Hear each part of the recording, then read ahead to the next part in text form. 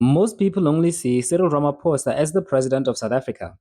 Many critics say Cyril Ramaphosa is a weak leader and a weak president. And this is often because they only judge him from their political disappointments. But this view also misses something very important: the fact that he's also a successful businessman and entrepreneur. Lost in the heat of criticizing him, people often miss the powerful lessons they can learn from him about negotiations, institutional leadership, long term credibility, and legacy building. Lessons that modern founders and entrepreneurs can apply in business today. In today's episode, we'll be profiling Cyril Ramaphosa, not as the president of South Africa, but as a successful entrepreneur and business leader. We'll look at how he built his empire, his code of conduct, leadership strategies, and extract key lessons that modern founders can learn and apply in their daily lives and business journeys. So stay tuned and let's begin. Cyril Ramaphosa built his power across three domains: labor, national institutions, and big business. In the 1980s, he helped build the National Union of Mine Workers into a major force through discipline and negotiations. He later moved into national leadership as ANC Secretary General, played a key role in the Codesa negotiations, and chaired the Constitutional Assembly that helped shape South Africa's democratic constitution. And then he did what most politicians don't. He stepped out of government and built real business power. He held senior roles at New Africa Investments Limited. He founded the Shanduka Group in 2001 and became a heavyweight in boardrooms, chairing companies like MTN, Bidvest, and Mondi. He also held the master franchise for McDonald's in South Africa, which he later sold. The pattern behind all this is simple. Ramaphosa built legitimacy first, then leverage. He built his influence through process, coalitions, and institutional positioning. That same calm and long game strategy is what carried him back into politics, into the presidency in 2018, and into re election in the coalition era. This is Decoding Africa with Max, where we profile African brands, leaders, and structures to decode success strategies that empower modern founders to build and scale sustainable empires. And in this episode, we'll decode four leadership traits about Cyril Ramaphosa, popularly known as the President of South Africa and also as a powerful business leader and entrepreneur. We'll analyze his negotiation psychology, how he uses calm authority to signal trust and command respect. We'll look at how he leverages institutional power to gain legitimacy and decision power. And lastly, we'll take a look at how he uses strategic ambiguity to maintain a balance and alignment of options and opportunities in chaotic environments. So stay tuned and let's begin. In today's business climate, with such fragile economies and unstable market conditions, negotiation isn't about getting your way. It's about getting decisions made without compromising trust or destroying relationships. The best negotiators don't win by being loud. They win by controlling the frame, the process, and the time horizon. This is one of Cyril Ramaphosa's core strengths. His reputation was built in high stake bargaining environments, especially labor negotiations and South Africa's constitutional talks, where one emotional mistake could collapse the entire table. Let's take a look at five of Ramaphosa's negotiation tactics and what we can learn from them. The first one is process framing. Ramaphosa has a way of dissecting conflict into steps. He shifts disputes from who's wrong to what's the procedure and what's the next step. This forces everyone to argue inside policies, timelines, and decision criteria.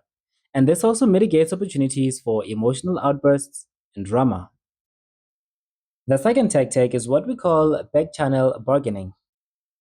This means discussing critical disagreements in private and then returning to the public table after having reached common ground. Public negotiations can trigger ego and defensiveness. Private talks, on the other hand, allow compromise without humiliation. Ramaphosa often uses private meetings to reset positions and then brings agreements back into formal public processes. A practical example of this would be if you're stuck in a disagreement with a partner or a team member, stop trying to win in public discussions. Instead, move it to a controlled private conversation, agree on principles, then document the outcome. A large part of why people disagree or argue is ego, the fear of public humiliation. And the third tactic is what we call sequencing, splitting one big fight into smaller, solvable deals. This means he breaks complex conflicts into small phases. He separates the parties involved and deals with them individually. And after reaching separate agreements with each of them, he then unites them as one whole group.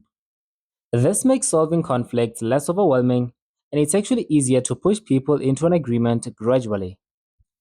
And the next tactic is endurance over attack. This means winning by outlasting opponents instead of direct attack.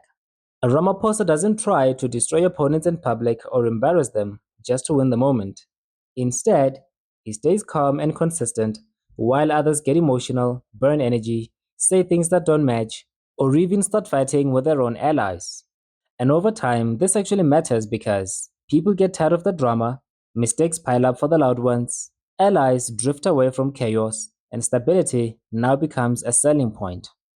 And this naturally makes him the default serious option, not because he crushed everyone, but simply because he outlasted the mass and looked more serious and rational when it counted most. And the last tactic we'll talk about is coalition logic, creating outcomes by assembling enough agreement. Ramaphosa doesn't treat politics like a boxing match where you have to knock everyone out. He treats it like running a system where the goal is to govern and not to win every argument. Sometimes you can win the argument but lose your advantage. So instead of chasing total victory immediately, he focuses on building a coalition that has enough support to make decisions that keep things stable. And here's what that looks like. 1. He aims for a working majority, not unanimous love. If enough key players agree, the machine can run. And 2. He accepts messy alliances. Coalitions are imperfect, but they still produce results. And thirdly, he adjusts his position. So when power shifts, he trades smaller wins for bigger stability. He'll give up some demands to secure the larger goal, which allows him to stay in control of the direction. Governance is about alignment, not perfection. Ramaphosa builds just enough agreement to move forward, even if some people remain unhappy. Calm authority signaling is a leadership tactic where you project control under pressure so others regulate themselves around you. A practical example of what this looks like is when customers are anxious, or staff are stressed, or the public is angry, your emotional stability becomes a trust signal. Cyril Ramaphosa is a clean case study because his public leadership style repeatedly leans on low emotional display, slow tempo, and a formal tone, and minimal reactivity, especially in moments where most leaders would panic, overpromise, or lash out. Let's analyze 5 calm authority signaling strategies that Ramaphosa uses and how they work. The first one is low emotional display. Ramaphosa keeps his emotions tightly controlled. No obvious anger, excitement, or defensiveness. He doesn't create a platform for drama, so people have less to react to emotionally. As a result, the audience is pushed to judge him based on what he's saying and the structure of how he handles things. And the second tactic is slow speech. He controls the room by setting a slow pace. He speaks slowly on purpose, and that makes him seem thoughtful and calm, and it helps lower the tension in the room. It also protects him from making rushed promises because when leaders talk too fast, they often commit to things they can't actually deliver. And the third tactic is using a formal tone. Ramaphosa uses formal language to indicate he's representing an institution, not just his personal opinion. And this makes him sound more legitimate and official. It also removes ego from the decision and ties it to rules like the law, policy, and proper procedures. So it feels less like a personal fight and more of a structural decision. And the fourth tactic is minimal reactivity. He doesn't fight on his opponent's terms. He avoids fast, emotional comebacks. When someone tries to pull him into their drama or framing, he stays calm and refuses to play along. Instead, he pushes the issue into processes, formal steps that slow things down and force structure like legal procedures, parliamentary processes, hearings, or commissions. And in this way, this takes the heat out of the moment and puts the decision in a system he can manage. And the last tactic is a combination of calm and firmness, soft voice but hard boundaries. Being calm on its own can sometimes look passive or unsure, so he stays calm but draws clear boundaries.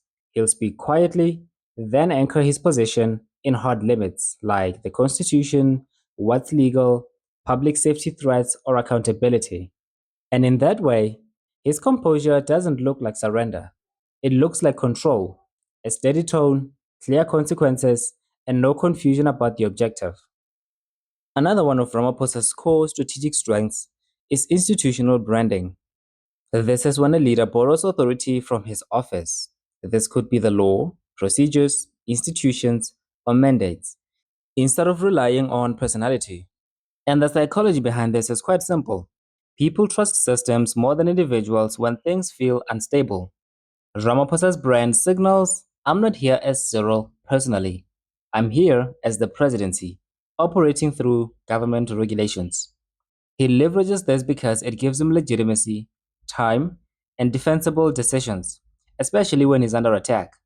Let's explore a few tactics that Cyril Ramaphosa uses to leverage his institutional branding. 1. He routes controversy into due processes.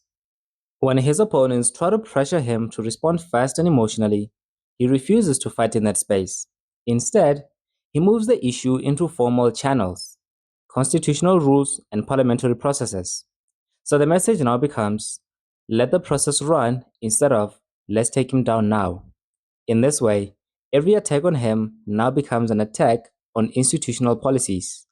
This is very important because it slows down the drama, it buys him time, and it forces decisions to be made based on procedures, not based on crowd pressure.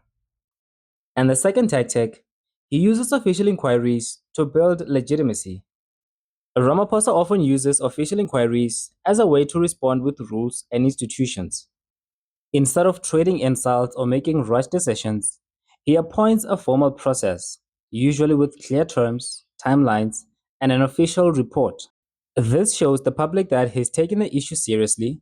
It shifts the argument from rumors to evidence and procedures.